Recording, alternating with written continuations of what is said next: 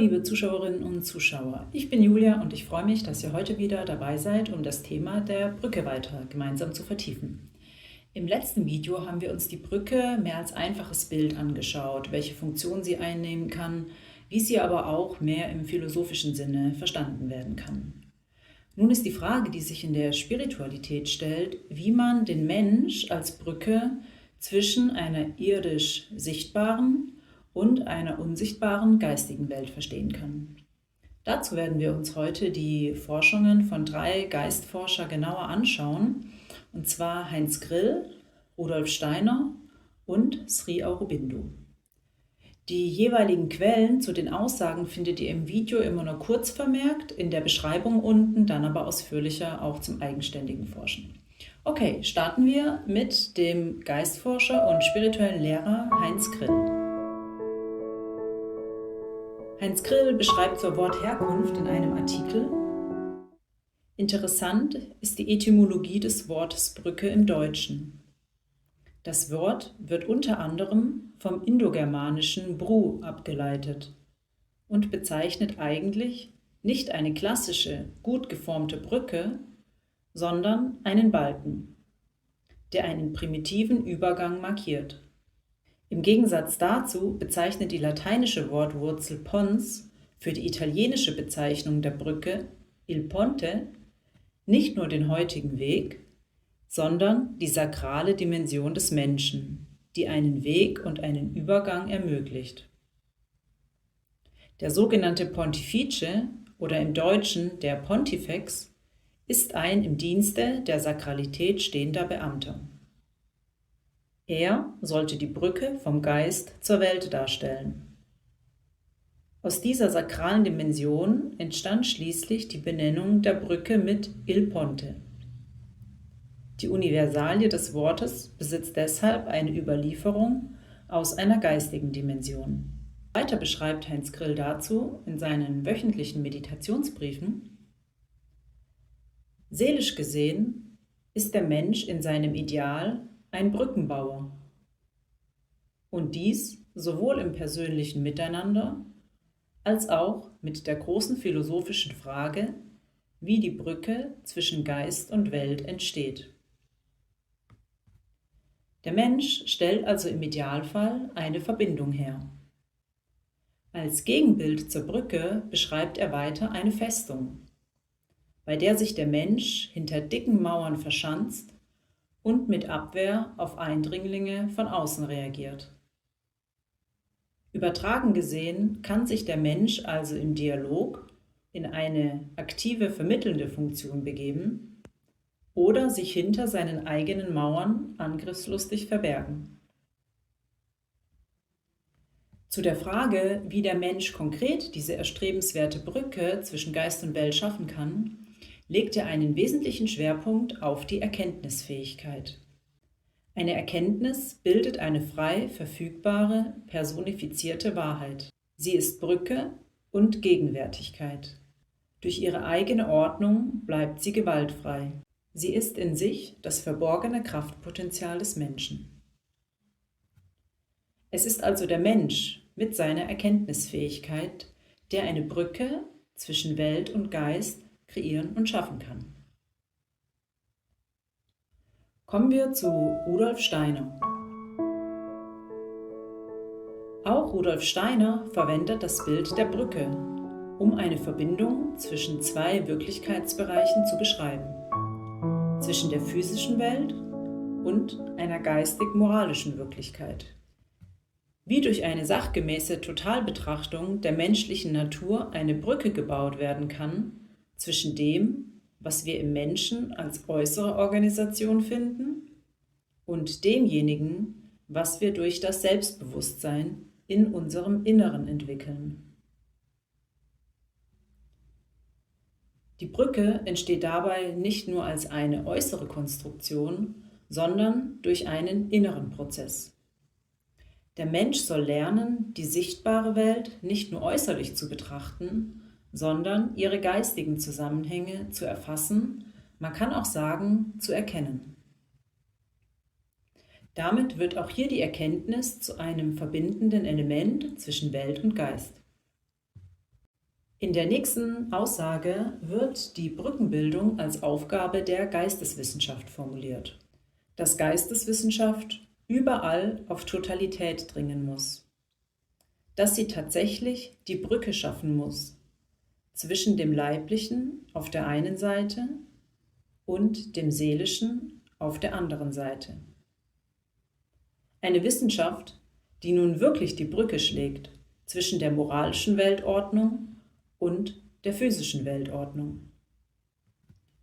Die Aufgabe der Geisteswissenschaft sieht er darin, eine Verbindung zwischen der äußeren Naturordnung und der geistig-moralischen Ordnung der Welt aufzuzeigen. Des Weiteren verwendet Steiner auch das Bild der Brücke als Beziehung zwischen der Welt der Lebenden und der Welt der Verstorbenen. Ein Titel eines Vortrages von ihm lautet Gemeinschaftsgefühl und Dankbarkeitsempfinden. Eine Brücke zu den Toten. Hier wird die Brücke erneut als Bild zwischen zwei Welten. In seinem Gedicht Eine Brücke ist der Mensch wird das Wesen des Menschen selbst als Brücke beschrieben. Zwischen dem, was geworden ist, und dem, was sich zukünftig entwickeln möchte. Eine Brücke ist der Mensch. Eine Brücke ist der Mensch zwischen dem Vergangenen und dem Sein der Zukunft. Gegenwart ist Augenblick. Augenblick als Brücke. Seele gewordener Geist in der Stoffeshülle. Das ist aus der Vergangenheit. Geist werdende Seele in Keimesschalen. Das ist auf dem Zukunftswege. Hier formuliert Rudolf Steiner den Brückengedanken in seiner konzentriertesten Form. Der Mensch selbst ist nicht nur jemand, der eine Brücke baut. Der Mensch ist die Brücke selbst. Er steht zwischen dem Gewordenen und dem Werdenden, zwischen Vergangenheit und Zukunft. Bei Rudolf Steiner erscheint die Brücke als ausdrückliches Bild, eine Verbindung zwischen physischer und geistiger Welt. Bei Sri Aurobindo hingegen findet sich weniger das Bild der Brücke selbst. Er spricht vom Menschen als Übergangswesen, vom Geist oder vom Mental als mittlere Stufe des Bewusstseins und von Vermittlern. Die Funktion ist vergleichbar, die Sprache ist allerdings eine andere. Eine Frage, die sich damit eröffnet, ist, wenn der Mensch eine Brücke ist, wohin führt diese Brücke? Ist der Mensch bereits die letzte Stufe der Entwicklung? Aurobindo schreibt hierzu: Der Mensch ist ein Übergangswesen. Er ist nicht die endgültige Gestalt. Der Mensch ist für Aurobindo also kein abgeschlossenes Wesen, sondern eine Entwicklungsstufe innerhalb einer größeren Evolution des Bewusstseins. Er steht zwischen dem gegenwärtigen mentalen Menschen und einer zukünftigen Bewusstseinsform. In diesem Sinne übernimmt der Mensch hier auch eine Brücke. Er verbindet das bereits Gewordene mit dem, was entstehen will. Das mentale Bewusstsein nimmt bei Aurobindo eine vermittelnde Funktion ein. Er schreibt, das mentale Bewusstsein ist nur eine mittlere Stufe des Bewusstseins. Der mentale Mensch kann nur ein Übergangswesen sein. Es handelt sich dabei also nicht um die höchste Wirklichkeit, sondern um eine vermittelnde Ebene, um eine Brücke zwischen Bewussten und dem noch nicht Erschlossenen. Die nächste Entwicklung besteht darin, dass ein höheres Bewusstsein durch den Menschen hindurch wirksam werden kann. Der Mensch wird zum Übergang zwischen zwei Bewusstseinsformen. Im Folgenden beschreibt Sri Aurobindo eine Verbindung zwischen Materie und Geist als gegenseitige Wirklichkeit. Die Materie wird für den Geist wirklich und der Geist wird für die Materie wirklich. Dies ist einer der zentralsten Gedanken von Sri Aurobindos integraler Philosophie. Die Aufgabe der Evolution besteht darin, dass der Geist nicht aus der Welt flieht, sondern in ihr sichtbar und wirksam wird und dass die Materie ihre tiefere geistige Dimension offenbart. Was dem Bild der Brücke bei Aurobindo jedoch sehr nahe kommt, ist der Bogen. Über die Grenze unserer Natur hinweg entfliehen wir in den Bogen des lebendigen Lichts der Übernatur. In der Dichtung von Savitri wird die Evolution des Bewusstseins in Bildern des Überschreitens und Überganges dargestellt. Die Grenze der menschlichen Natur ist nicht das Ende, sondern eine Schwelle zu einer höheren Wirklichkeit. Die Brücke erscheint hier als innerer Weg der Transformation. Bei allen dreien Geistforschern, bei Heinz Grill und Rudolf Steiner wörtlich benannt, bei Sri Aurobindo mehr umschrieben, taucht das Bild der Brücke auf.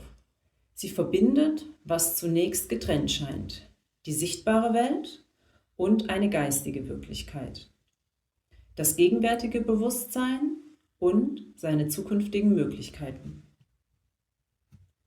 Auch im physisch sichtbaren Bauwerk zeigt sich stets die Verbindung zweier Seiten. Um die Brücke zum Anfang des Videos zu schlagen, würde ich ganz gerne noch 2 abschließende Gedanken aus den Meditationsbriefen von Heinz Grill anfügen, um den Bogen zu schließen. Eine Brücke besteht immer aus einer Idee. Diese ist im Ursprung Geist. Sie wird gedacht, realisiert und schließlich mit physischen Augen anschaubar. So lebt in der Brücke der Gedanke als Geist und die Seele verkündet sich in der spezifischen Realisierung des Werkes. Spiritualität sollte den Menschen zu einem Bewusstsein führen, wo und wie Gedanken in ihrem Ausgang durch die Ideenkraft des Menschen leben, wie sie verwirklicht werden und somit in der Welt eine Manifestation bilden. Dann danke ich euch fürs Zuschauen. Vielleicht hinterlasst ihr auch gerne ein paar Kommentare oder Gedanken, die euch dazu gekommen sind. Und ich freue mich, euch dann zum nächsten Video zu begrüßen.